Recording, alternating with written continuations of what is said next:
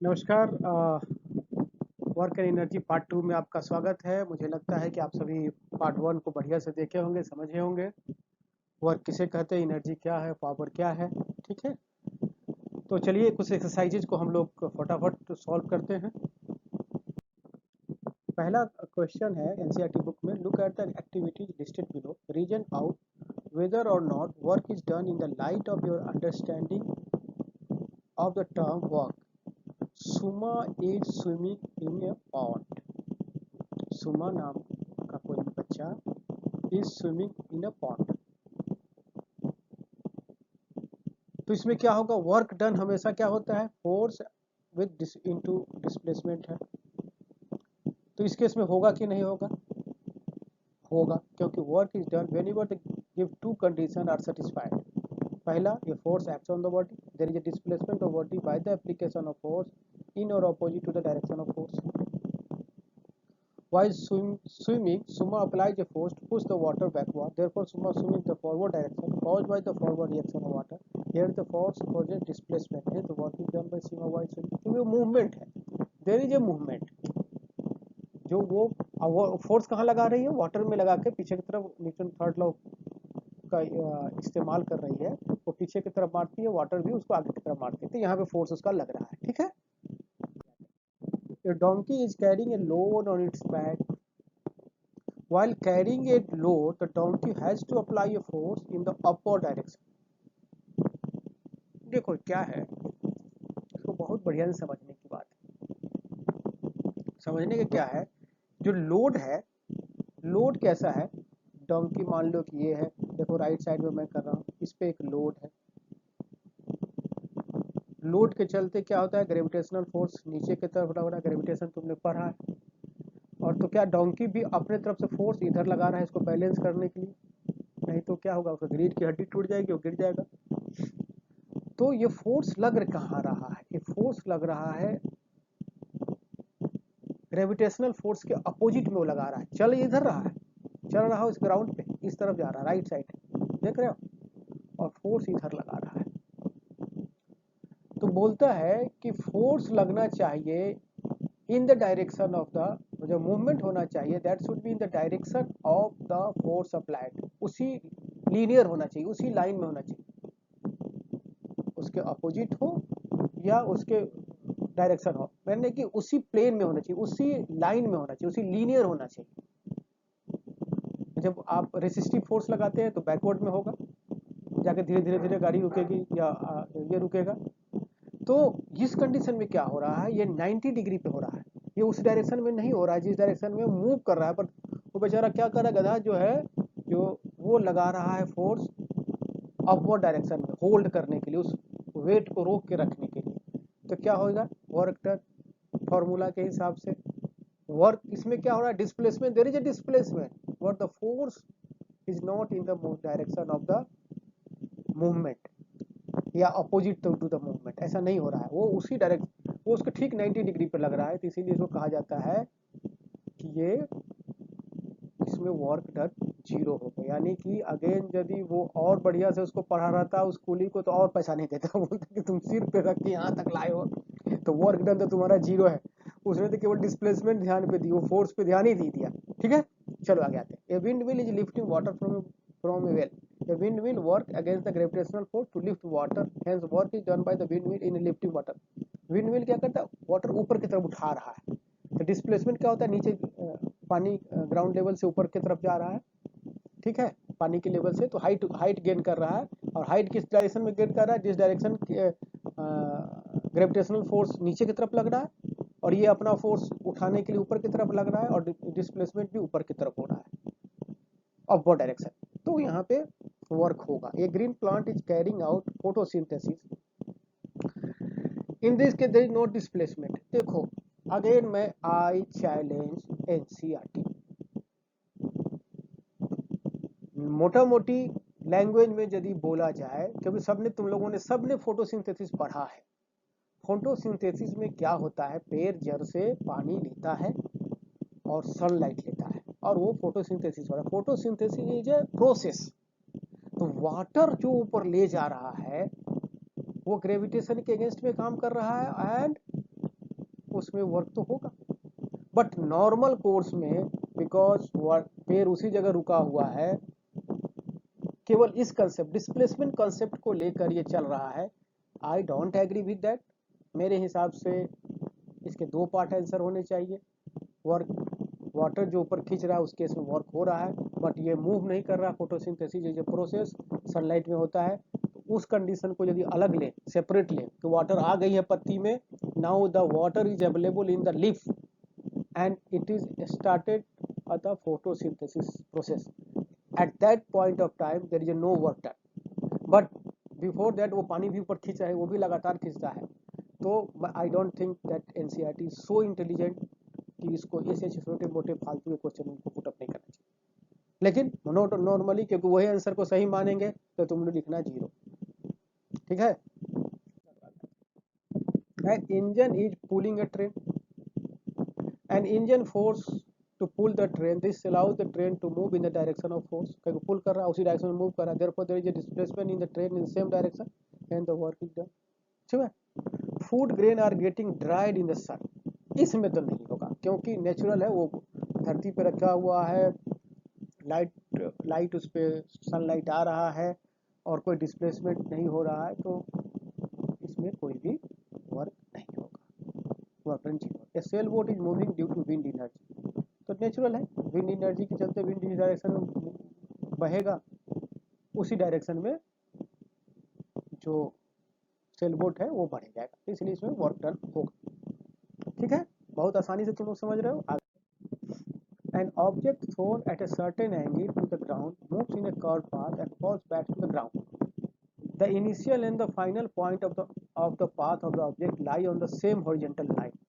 What is the work done by the force of gravity on the object? ये कहता है ना, object यहाँ से भेजे और ऐसे जाके गिर गया, यहाँ पे ए से चला और बी पे क्या है, the ground moves in a curve path and falls back to the ground. The initial and the final point of the path of the object lie on the same horizontal line, इसी horizontal line पे follow कर रहा है। What is the work done by the force of gravity on the object? एक चीज ध्यान देने की बात है, ये डिस्प्लेसमेंट कहाँ हुआ, इस डायरेक्शन में, यहाँ आया डिस्प्लेसमेंट। डिस्प्लेसमेंट किस डायरेक्शन में है, इस डायरेक्शन में, और ग्रेविटेशन का फोर्स किस डायरेक्शन में लग रहा था, ऐसे लग रहा था ना ग्रेविटेशन। ये तुमने जो फेंका, ये बॉल जा रहा है जा रहा है जा रहा है जा रहा है, तो फिर ये तुमने तो ग्रेविटेशन इस डायरेक्शन में लगता है, vertically everywhere it is working vertically, but ये यहाँ से चल के ए से जाके बी पे जाता है, तो इसीलिए क्योंकि ये फोर्स के डायरेक्शन में मूवमेंट नहीं है तो ये वर्क डन 0 होगा। अब ये एक कंडीशन मानो कि तुम यहीं से बॉल फेंके एकदम सीधे ऊपर और छत पे आके रुक गया, नीचे गिर जाएगा तुम्हारे पास, फिर वापस गिर जाएगा, तो टोटल वर्क डन 0 हो जाएगा। बट वो छत पे आके रुक गया, तो इसका उसी डायरेक्शन में फोर्स लगा जिस डायरेक्शन में मूवमेंट है। ठीक है, जितना अब तुम्हारा फाइनल डिस्प्लेसमेंट कुछ ना कुछ है, but it is in the direction of force, तो उसमें वर्क डन होता। बट ये ग्राउंड पे ही आ गया, तो ग्राउंड से डिस्टेंस फाइनल डिस्प्लेसमेंट जो है इन द डायरेक्शन ऑफ फोर्स 0 है। अब मान लिया कि तुम सोचो कि ये बीच में कहीं किसी कोई कैच कर लेता, यहाँ पे कैच कर लेता, ध्यान दो, ये देखो मैं सी पे कोई कैच करता, तो यहाँ पे यदि हाइट होती, वो हाइट के इक्विवेलेंट इसका वर्क डन होता। पर यहाँ ये चूंकि धरती पे गिर गया है और इसे बोल भी रहा है कि दैट जो फाइनल पॉइंट है वो that is in same horizontal line. ठीक है, चल आगे आते हैं, समझ गए होगे हमको लगता है। A battery lights a bulb. Describe the energy changes involved in the process. किताब को बढ़िया से पढ़ लेना, मेरे ही बात पे मत चलना, मैं उसको समराइज करने की कोशिश करता हूँ क्योंकि उतना टाइम नहीं है, तुमको ऑनलाइन बोर करना भी अच्छा नहीं है। तो क्या होता है, bulb is connected to a battery, battery में क्या होता है, तुम चार्ज कराते होगे, बैटरी चार्ज होता है, तो उसमें क्या होता है, केमिकल एनर्जी होता है। The chemical energy of battery is transferred into electrical energy. When the bulb receives electrical energy, then it converts it into light and heat energy. वो गर्म भी होता है तो हीट एंड लाइट दोनों में बदल जाता है, तो transformation of energy. certain force acting on 20 kg mass changes its velocity from 5 meter per second to 2 meter per second. Calculate the work done. Work done क्या होगा, चेंज इन काइनेटिक एनर्जी अभी पढ़े हो, तो यह -200 जूल हो गया। अब क्या है, हम बोलते हैं कि इसकी मैग्नीट्यूड केवल लेते हैं, तो हम लोग आंसर इसको लिखेंगे, नॉर्मल आंसर 200 जूल 10 जूल लिखेंगे, बट माइनस यहाँ क्यों शो कर रहा है, माइनस शो कर रहा है कि it is resisting, work is resisting the velocity, but total work done 210 joule ही होगा, वो माइनस में, क्योंकि the work is in magnitude. ठीक है, आंसर माइनस में आएगा, इसे आप तुम निकालोगे तो माइनस में 210 जूल होगा, तो इसका मतलब होगा कि this work has been done to resist the, या this work has been done by the resistive force, तो total work done is 210 joule.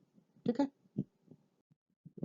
a mass of 10 kg is at a point A on a table. It is moved to a point B.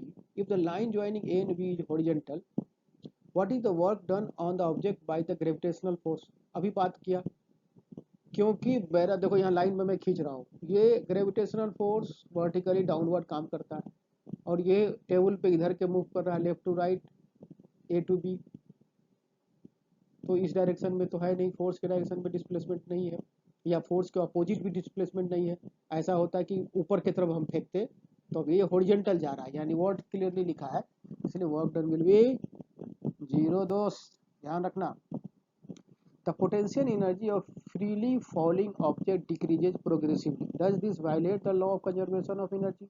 Y नहीं, potential plus kinetic energy हमेशा constant रहता है। यदि potential energy down हो रहा है, गिर रहा है, तो काइनेटिक एनर्जी भी बढ़ रहा है, क्योंकि वेलोसिटी बढ़ता है। As the potential energy of freely falling object decreases, its kinetic energy increases on account of increase in its velocity. Thus the law of conservation of energy not violated. ठीक है, आगे आते हैं। What are the various energy transformation that occur when you are riding a bicycle? Cycle चलाने का आजकल बहुत शौक हो गया, बहुत ज़्यादा साइकिल चलते हैं। बीच में हम लोग जो अपने स्कूल में साइकिल चलाया करते थे, तो क्या करते हैं, मस्कुलर मसल्स का जो एनर्जी है, जो मसल्स के थ्रू आप तुम एनर्जी लगा रहे हो, is converted into kinetic energy, क्योंकि वो साइकिल में वेलोसिटी पैदा कर रहा है, which is transferred into wheels, and the kinetic energy of the rotation of the wheel is converted into kinetic energy of the bicycle and the cyclist. ठीक है, तुम जब पैडल पे जोर मारते हो अपने मसल से, तो वो पैडल को मूव कराता है, तो उसमें काइनेटिक एनर्जी आता है, वो काइनेटिक एनर्जी साइकिल के चक्कों में को रोटेट करता है, उसके चलते साइकिल भी मूव करता है, आगे बढ़ता है, और तुम भी साथ साथ मूव करते हो। Does the transfer of energy take place when you push a huge rock with all your might and fail to move it? Where is the energy you spend? ये थोड़ा इंटेलिजेंट क्वेश्चन है, कि generally तो हम आप सोच सकते हैं कि हम उसको धक्का दिए, ठीक है, तो एनर्जी तो कुछ ना कुछ हमारा लगा ही है, और हम बोलते हैं कि कंजर्वेशन ऑफ एनर्जी है, और ये मास मूव ही नहीं किया, तो हुआ क्या? तो when we push a huge rock, there is a no transfer of muscular energy to the stationary rock. Also, there is a no loss of energy because muscular energy is transferred into the heat energy, which causes our body to become hot. ध्यान देने के बाद इस question पे ध्यान दो, transfer of energy word कर रहा है। जब ट्रांसफर ऑफ एनर्जी होगा, तुम बॉल को मारते हो, तुम लगाते हो ताकत, और एनर्जी ट्रांसफर होता है तुम्हारा बॉल पे, बॉल में मूवमेंट आता है, तो ट्रांसफर ऑफ एनर्जी नहीं हो रहा है, क्योंकि वो बड़ा सा पत्थर मूव नहीं कर रहा है, वो जहां का तहां है। कहीं कहीं मैंने देखा इसका आंसर लिखा है कि वो डिफॉर्म कर देगा, इतना डिफॉर्म करेगा कि पता नहीं चलेगा, ऑल और बकवास, ऐसा कुछ नहीं।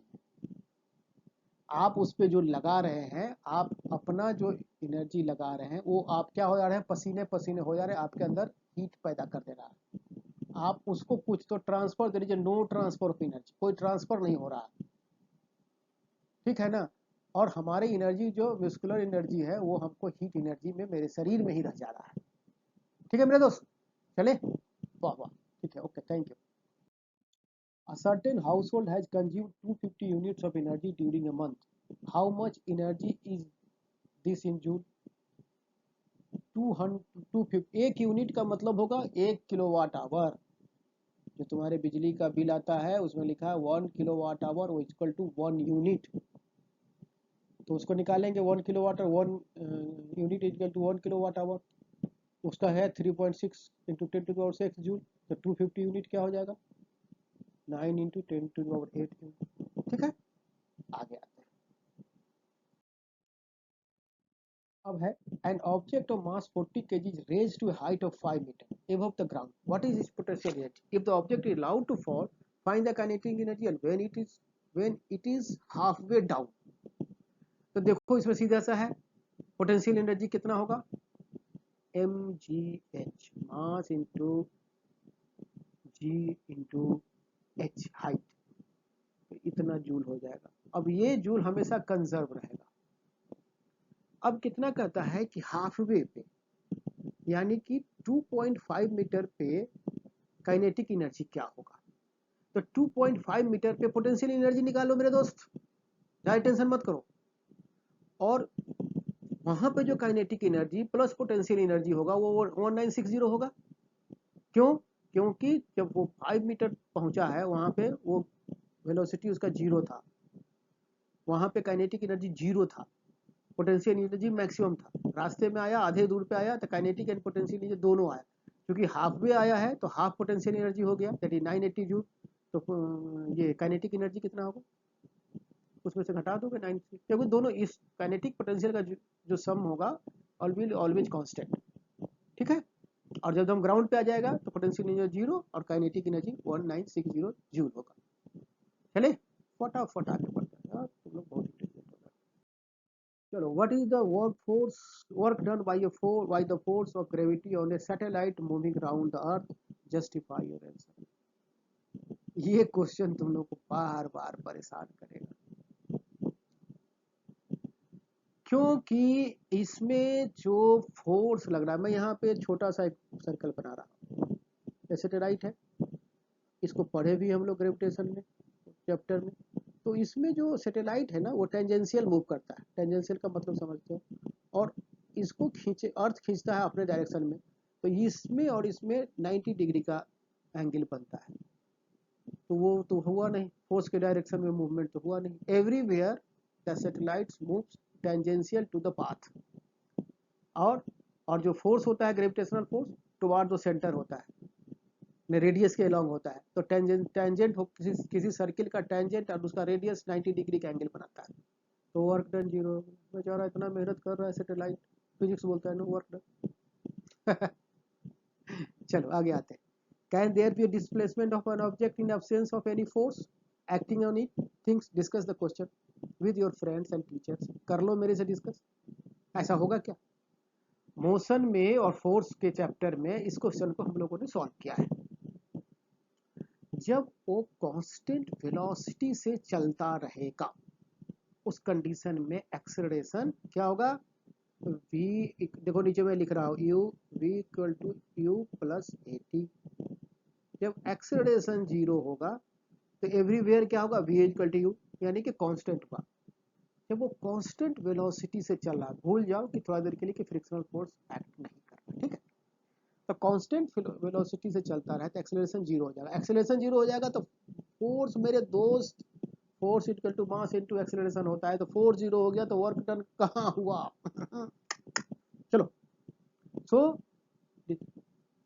for an object moving uniformly in a straight line, suppose an object is moving with a constant velocity, then acceleration will be 0. The net force acting on it is 0, but there will be a displacement, and along hence there can be a displacement without a force.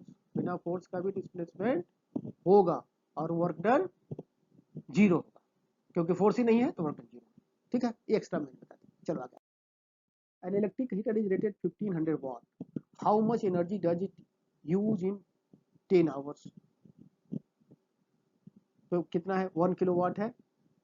ठीक है, तो 10 घंटे में कितना करेगा? ठीक है, 1500 वाट का है, इसका मतलब कि इसका 1 आवर में 1.5 किलोवाट ये कंज्यूम करता है, सही मतलब। ठीक है, तो टोटल कितना हो जाएगा, 1.5 यूनिट कर रहा है तो 10 घंटे में 15 यूनिट करेगा। ठीक, चलो okay.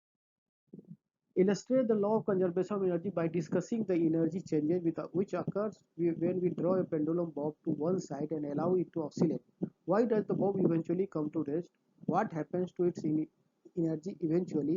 Is it violation of the law of conservation of energy? देखो,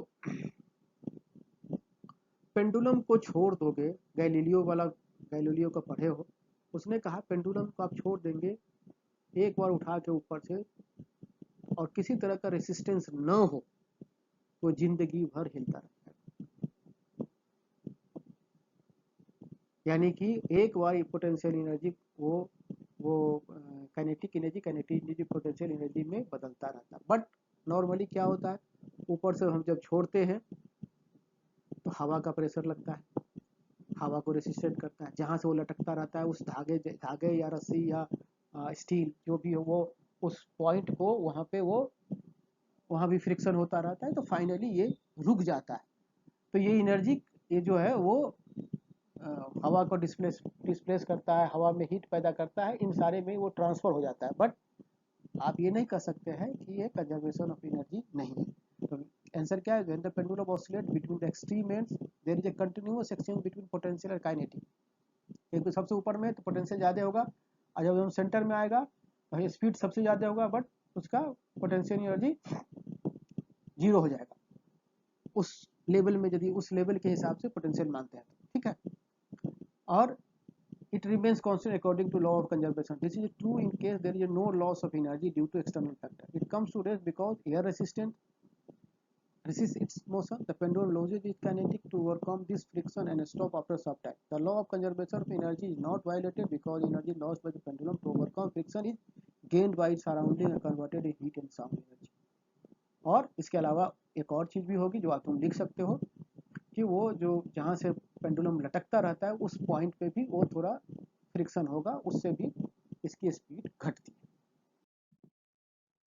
question number 16, an object of mass m is moving with a constant velocity v. How much work should be done on the object in order to bring the object to rest? तो इसका potential energy कितना, kinetic energy कितना होगा? Half into M into V square. When it come to rest velocity हो जाएगा 0। तो work done क्या है? Work done is change in kinetic energy, अभी पढ़े हो। तो फाइनल काइनेटिक एनर्जी 0 है, तो टोटल वर्क डन कितना होगा? यहाँ यू लिखा है, तुम भी लिख सकते हो। ठीक है, चलो अब बहुत तुम लोग इंटेलिजेंट होगा। चलो आगे आते हैं। 17th क्वेश्चन है, calculate the work required to be done to stop a car of 1500 kg moving at a velocity of 60 km per hour. ठीक है, तो इनिशियल स्पीड क्या है? 16 किलोमीटर पर आवर, और फाइनल स्पीड क्या हो जाएगा? क्या हो जाएगा? स्टॉप कर रहे हो, क्या हो जाएगा? 0। तो work done equal to change of kinetic energy. इसमें तो काइनेटिक एनर्जी क्या होता है? फाइनल 0 हो जाता है, तो पहला निकाल लेंगे, तो हम क्या करेंगे? इनिशियल स्पीड को मीटर पर सेकंड में निकाल लिए।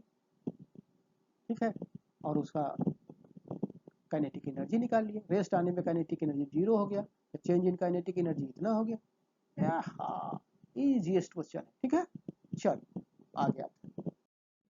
इन each of the following, a force F is acting on an object of mass m. The direction of displacement is from west to east, shown by the longer arrow. Observe the diagram carefully. ये अपने से कर लेना, बहुत easy question है, इसलिए मैंने यहाँ पे डाला नहीं। ठीक है, डायग्राम वगैरह कौन बनाएगा तुम्हारा? तुम लोग सब इंटेलिजेंट हो, इतना पढ़ लेने के बाद मेरा, और तुम लोग पहले से भी थे। Sony said that acceleration in object could be 0 even when several forces are acting on it. Do you agree with her? जिसने भी मेरा फोर्स और मोशन वाला चैप्टर बढ़िया से पढ़ा उसका आंसर सट्टा सट देगा फटाफट। ठीक है, कैसे देगा? एग्रीड कहेगा, एग्री। क्यों? आप ऐसा कोई ऑब्जेक्ट लगा लो, एक फोर्स इधर से लगा लो, एक फोर्स इधर से लगा लो, फिर 2 आदमी इधर से लगा लो, फिर 1 आदमी इधर से लगा लो। फोर्स तो 4 लग रहा है, मान लीजिए इसने 2 न्यूटन, इसने 5 यूनिट लगाया, इसने 4 न्यूटन लगाया, इसने 3 न्यूटन लगाया। Resultant force, net force zero हुआ तो एक्सेलरेशन क्या हो गया, जीरो हो जाएगा। फोर्स जब जीरो होगा तो एक्सेलरेशन जीरो होगा, कि मास जीरो नहीं हो सकता है दोस्त। Very good. तो चले आगे, रिजल्टेंट फोर्स जीरो होगा। यदि रिजल्टेंट फोर्स जीरो है तो एक्सेलरेशन जीरो होगा। चलते हैं आगे। Find the energy in kilowatt in consume 10 hours bye 4 devices of power 500 वाट। तो पावर 500 वाट का है इच, तो दो चार का कितना होगा 2000 वाट, यानी कि 2 किलोवाट। तो 10 घंटे में कितना हो जाएगा, 2 किलोवाट का मतलब हो गया 2 यूनिट लग रहा है उसमें। एक घंटे में टू यूनिट हो रहा है, तो 10 घंटे में 20 यूनिट हो जाएगा। सीधा सा क्वेश्चन है, फटाफट बना लेना। A freely falling object eventually stops on reaching the ground. What happens to its kinetic energy? A freely falling eventually stops on reaching the ground. ये क्वेश्चन आ सकता है थोड़ा सा, कि सबसे ऊपर में पोटेंशियल एनर्जी था, जब वो जमीन पे आया तो कोई भी, तो काइनेटिक एनर्जी पूरा पोटेंशियल काइनेटिक एनर्जी में बदल गया।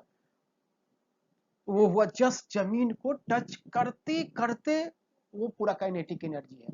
लेकिन उसके बाद क्या हुआ, तो रुक गया। तो क्या होगा, जोर से गिरेगा, तोड़ फोड़ मचाएगा, साउंड निकलेगा, कुछ हीट जनरेट होगा, वहां एनर्जी बर्बाद हो जाता है। When an object falls freely towards the ground, the potential energy decreases and kinetic energy increases. Simple सा, बहुत बढ़िया। As the object touches the ground, all the potential energy converted into kinetic energy. बहुत आसान। As the object hits the hard ground, all its kinetic energy converted into heat energy and sound energy. आवाज आएगी जोर से, जितना ही बड़ा लगाओगे, और साउंड भी वो बदल जाएगा। It can also be deform the ground depending on the nature of the ground and the amount of kinetic energy possessed by the object.